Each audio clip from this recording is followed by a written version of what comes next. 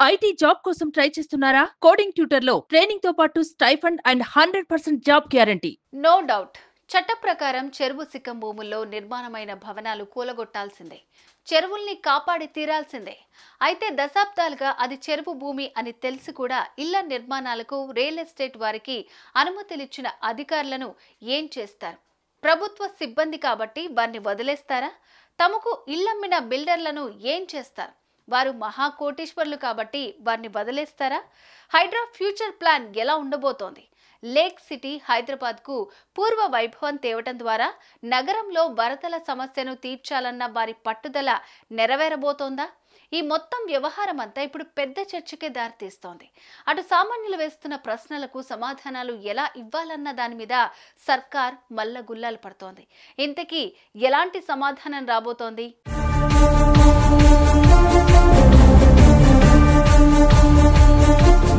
Real estate business చేసే ఒక వ్యక్తి ఒక ప్రాంతంలో కొన్ని ఇల్లో లేదంటే ఓ అపార్ట్మెంట్లో లేదంటే కొన్ని విల్లాలో కట్టాలంటే అందుకు డబ్బులు పెట్టుబడితో పాటు రకరకాల అనుమతులు తీసుకోవాలి.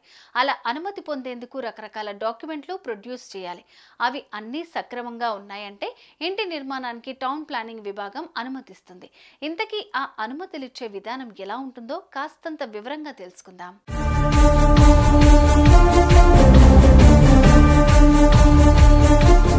అఫ్కోర్స్ పక్కా ప్రూఫ్లతో సొంత స్థలంలో ఇల్లు కట్టుకోవాలంటేనే ఎన్నో అడ్డంకులు చెప్పే మున్సిపల్ అధికారులు ప్రభుత్వ స్థలంలో విల్లాలు కట్టుకుంటాం అనుమతులు ఇవ్వండి అని వస్తే ఎలా అంగీకరించారు? అనుమతులిచ్చిన అధికారులు ఎవరెవరు? పైసా పైసా కూడగట్టుకుని పల్లెల్లో ఉండి పొలాలమ్మి ఆ డబ్బుతో కొన్న ఇల్లు ఓ 4 ఏళ్లు కాపురం చేసిన తర్వాత ఇది అన్ఆథరైజ్డ్ కన్స్ట్రక్షన్ కూలగొట్టేస్తామని వస్తే ఆ కుటుంబం పరిస్థితి ఎలా ఉంటుంది? సో అడ్డగోలు అనుమతులిచ్చిన ఆఫీసర్ల నుంచి జనం పోగొట్టుకున్న ఇంటి వాల్యూకి సంబంధించిన ఖర్చులను ఆ అధికారుల నుంచే రికవరీ చేయాలా? ఒకవేళ అలా కాని పక్షంలో తమ సిబ్బంది చేసిన తప్పులకు ప్రభుత్వమే బాధ్యత వహించి ఆ ఖర్చును బాధితులకు ఇవ్వాలా? ఏం చేయాలి? లేదంటే కోట్ల రూపాయలు పెట్టి కొనుక్కున్న ఇల్లు పోగొట్టుకుని రోడ్డు మీద పడ్డ ఆ కుటుంబాల పరిస్థితి ఏంటి? వాళ్ళేమైపోవాలి?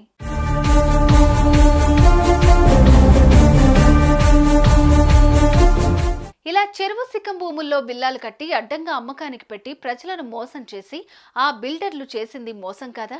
వారి మీద 420 యాక్ట్ కింద చీటింగ్ కేసులు పెట్టనక్కర్లేదా?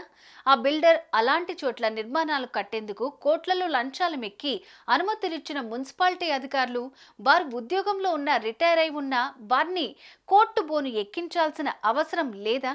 వారి ఆస్తులు జప్తు చేయాల్సిన అవసరం లేదా? మరి ఈ దిశగా ఆఫీసర్ల మీద కూడా తూతూ మంత్రంగా చర్యలుంటాయా? లేదంటే ఈ అరాచకానికి పాల్పడ్డ వాళ్ళందరి మీద ప్రాసిక్యూషన్ ఉంటుందా? ఇది కూడా తేలాల్సి ఉంది.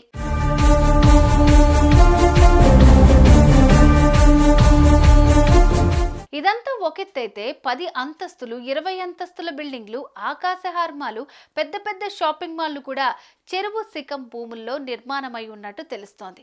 మరి ఈ మహాభవనాలను కూడా హైడ్రా కూల్చేస్తుందా? కేవలం ఇళ్లతోనే సరిపెట్టుకుంటుందా? ఇప్పుడిప్పుడే జన ఆగ్రహం వెల్లువెత్తుతోంది. అధికారులను నిలదీసే పరిస్థితి మొదలైంది. 2-3 తరాల వారు రూపాయి కూడబెట్టి మరి కట్టించుకున్న తమ కలల నిలయాలను హైడ్రా నిట్ట నిల్వన కూల్చేస్తుంటే అనుమతులిచ్చిన అధికారుల మీద అంత ఎత్తైన బిల్డింగ్లని ఏకంగా చెరువుల్లోనే కట్టుకున్న నేతల మీద యాక్షన్ తీసుకోకుండా మాలాంటి చిరుజీవుల మీద ఈ ప్రయత్నం ఏంటంటున్న సామాన్యుడి ప్రశ్నకు సీఎం రేవంత్ రెడ్డి ఏం సమాధానం చెప్పబోతున్నారన్నది ఇప్పుడు ఆసక్తికరమైన అంశంగా మారింది.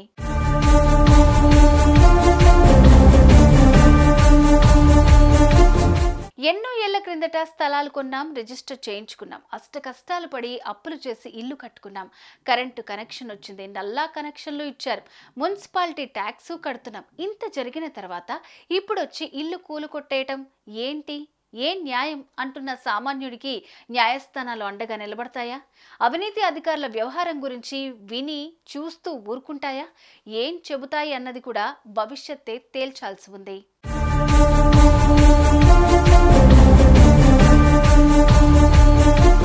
అటు చెరువుల గురించి ఎవరు పట్టించుకుంటారులే అన్న ఆలోచనతో కోట్ల రూపాయలు దండుకుని చక్కగా పంచుకుని కోటీశ్వర్లుగా మారి ఎంజాయ్ చేస్తున్న వందలాది మంది ఆఫీసర్ల గుండెలు మాత్రం ఇప్పుడు దడదడలాడుతున్నాయి. తాము చేసిన అక్రమాలకు ఎలాంటి శిక్షలు అనుభవించాల్సి వస్తుందోనని వారికి నిద్ర కూడా పట్టడం లేదు. మొత్తానికి రేవంత్ రెడ్డి తీసుకొచ్చిన ఈ హైడ్రా, దానికోసం నిబద్ధతతో పనిచేస్తున్న ఆఫీసర్ రంగనాథ్ కారణంగా తెలంగాణ వ్యాప్తంగా ప్రభుత్వ భూముల కబ్జాదారుల గుండెలు గుబగుబలాడుతున్నాయి.